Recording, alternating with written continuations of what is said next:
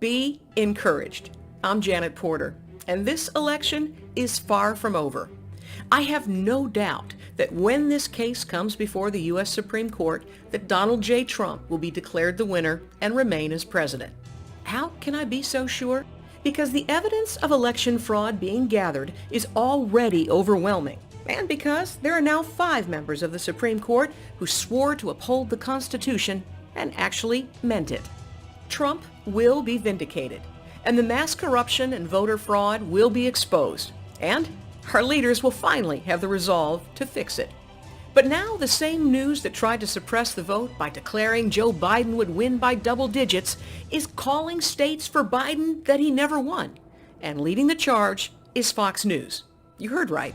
Fox News declared Arizona for Biden even though every other network did not. Aaron Mishkin, who worked as a Democrat operative before coming to Fox, wants you to think his candidate won. But rest assured, he thought about his critical decision for half an hour. You 100% sure of that call and when you made it, and why did you make it?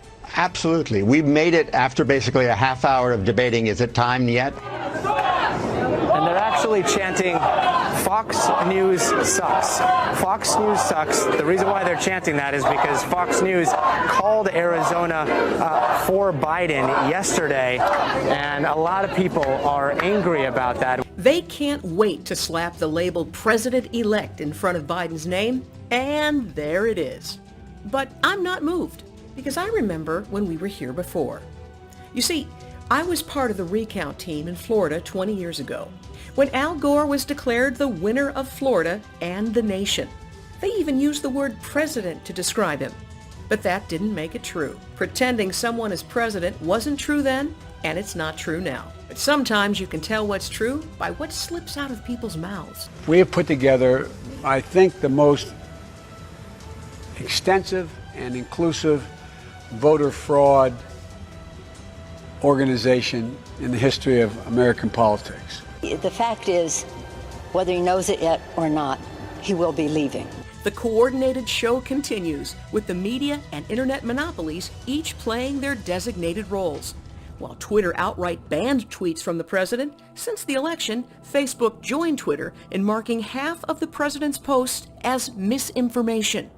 Twitter also banned Mark Levin's mention of Article 2 of the United States Constitution. That's because the Constitution interferes with their plans. What should we do? For starters, put down the white flag. Quit pretending like this is anything other than high-stakes drama. Remember, this will be decided by the United States Supreme Court, and Justice Amy Coney Barrett is there for such a time as this. So turn off the fake news and enlist in the battle for our republic. Gather the evidence of voter fraud and report it at 888-630-1776. You can also submit a form in the link posted below. If you want your legal vote to count, call your elected Republicans and tell them to stand strong. Twitter may not like it, but the Constitution doesn't give them or the media the power to certify elections.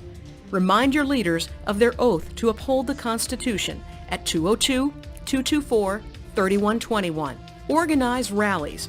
Let those who represent us and the president know we stand with him for free and fair elections, including the election President Trump just won. And most importantly, fast and pray like our nation and our freedoms depend on it. But do it with a faith-filled, thankful heart, because no matter how it looks right now, I have no doubt whatsoever this election will end very well. I, Donald John Trump, do solemnly swear.